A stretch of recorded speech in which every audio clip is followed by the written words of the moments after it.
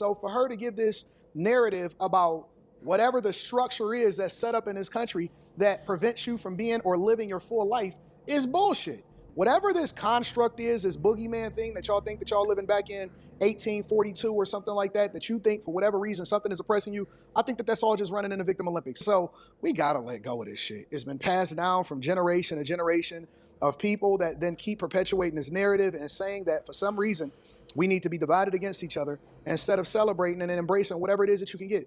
You know why black women don't exclusively date out? Is because most other cultures don't necessarily rock with what you present yourself as.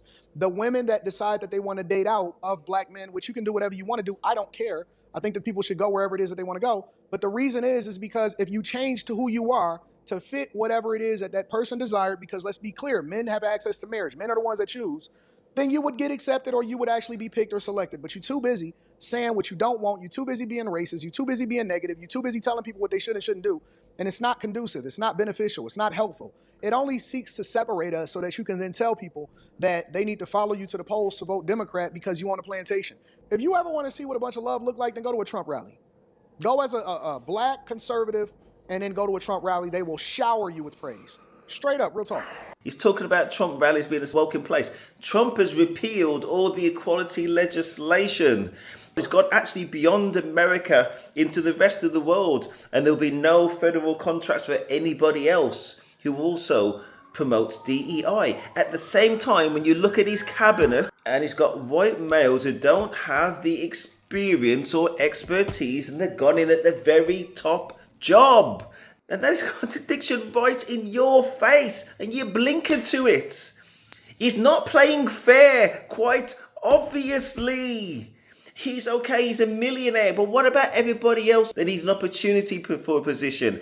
DEI does not help black people primarily. We're about 5th or 6th on the list. And it still helps white people, helps white females. But the dog whistles out there is who he's really going against when he's talking about DEI. It's the blacks, people who look like him. And that's why it's disgusting, because it's blanket discrimination. He just can't see it. Sometimes I wonder, there's a black general who's talking about George Floyd, and he reflected on his own experiences of discrimination, but he stuck with it and he worked hard, and eventually he got to that position.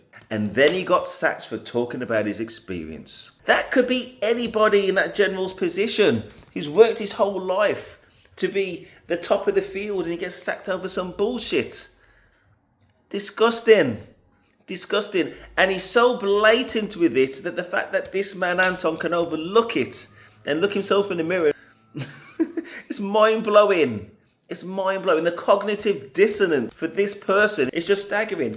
But there's a familiar pot of stupidity where they create this straw man where Democrats are at fault for everything as well. Obviously, you can't be a Democrat or you can't be left-wing and also pro-police.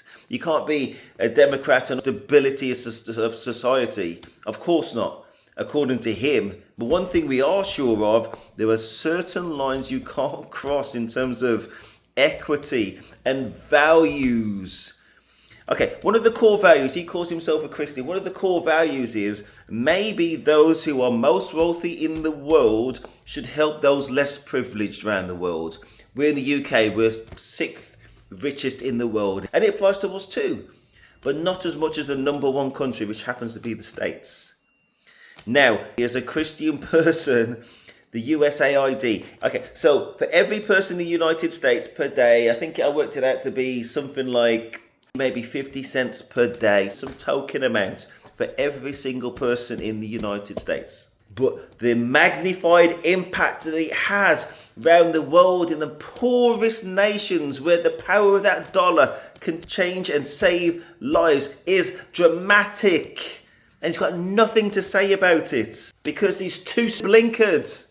I'm not religious, so I don't want to have to jump through that hurdle. But when somebody says that they're religious and at the same time they don't mind people all around the world struggling whilst they live in affluence, it's disgusting. It's disgusting. And that's only the start.